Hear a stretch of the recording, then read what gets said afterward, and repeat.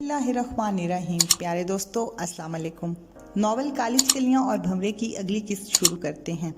कायरीन, जैसा कि आप जानते हैं, ये नॉवल लाहौर के उस दौर का है जब पाकिस्तान में मोबाइल फ़ोन सर्विस मौजूद नहीं थी। कायरीन की सहूलत के लिए अब इस तहरीर को यूट्यूब की शक्ल में पेश किया जाता है। उम्मीद है कमज़ोरियों के बावजूद आपको पसंद आएगा।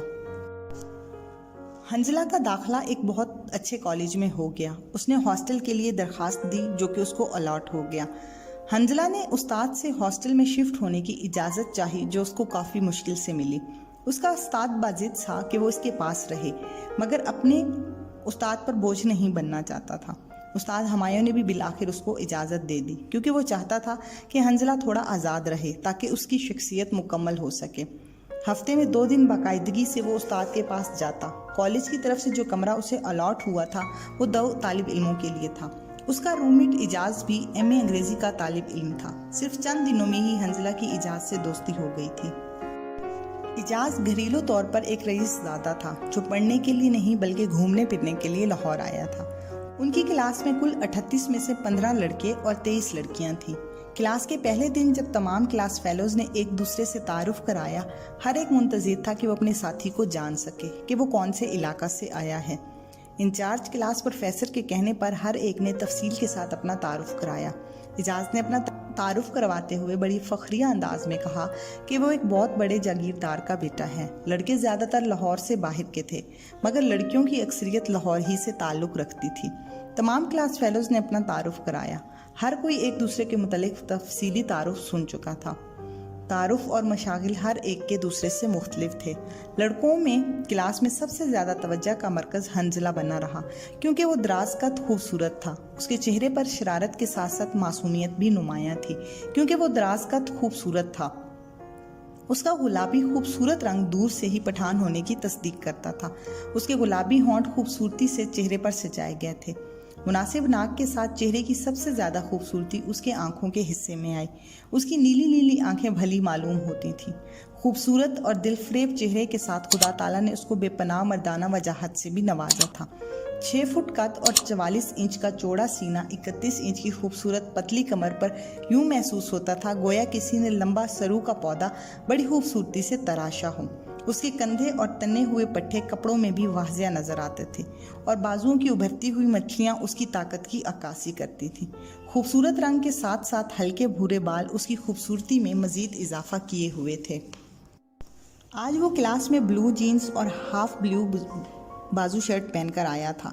ये लिबास उसके जिस्म पर बड़ी अच्छी तरह सज रहा था। लड़कियों ने भी अपने तारुफ में खुद को बड़े दिलकश अंदाज में जाहिर किया, मगर लड़कियों में ज़्यादातर तवज्जो का मरकज़ नबीला बनी हुई थी। अपने तारुफ में उसने खुद को पुलिस के एक सीनियर अफसर की बेटी बताया। खूबसूरत नकूश के साथ साथ उसके चेहरे की रंगत बहुत प्यारी थी। कद भी अच्छा, यानी तकरीबन 5 फुट 7 इंच का था। काले रंग के लिबास में उसकी गोरी रंगत ऐसे लग रही थी जैसे बदलियों से चांद झांक रहा हो। वो पहले दिन से ही लड़कों की तवज्जो का मरकज़ बन गई। तमाम लड़कियों में से सिर्फ 2 लड़कियों ने बुर्के पहने हुए थे। उनकी सिर्फ आंखें नजर आ रही थीं।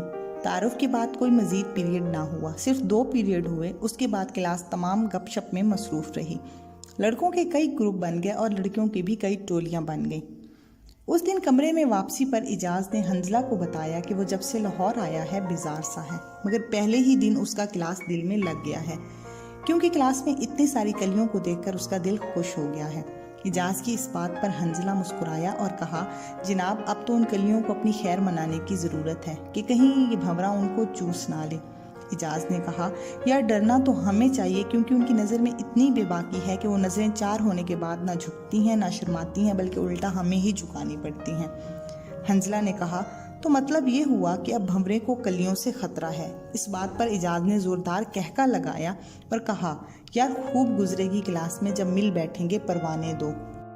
दिन गुजरते गए। मखलूत तालीम होने की वजह से हर कोई बड़े अच्छे लिबास में आता, मगर इजाज़ और नबीला रोज़ाना महंगे लिबास और अपनी बड़ी गाड़ियों के ज़रिए अपने क्लास फेलोज़ पर रोक डालने की कोशिश करते।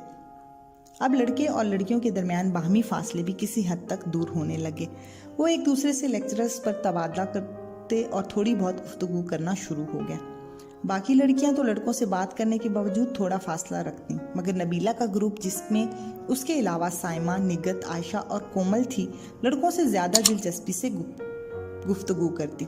लड़कों में से तो हर एक दूसरे पर सबकत ले जाने की कोशिश करता।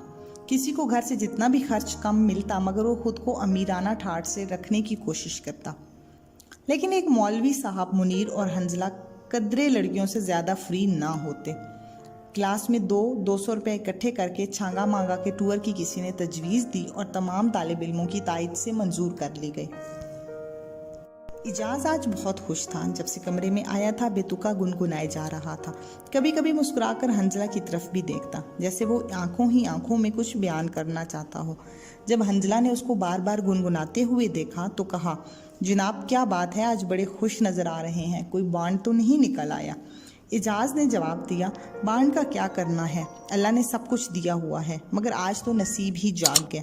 हंजला ने करीब आते हुए कहा, क्या हो गया, आज नसीब कैसे जाग गए, पहले क्या सोए हुए थे?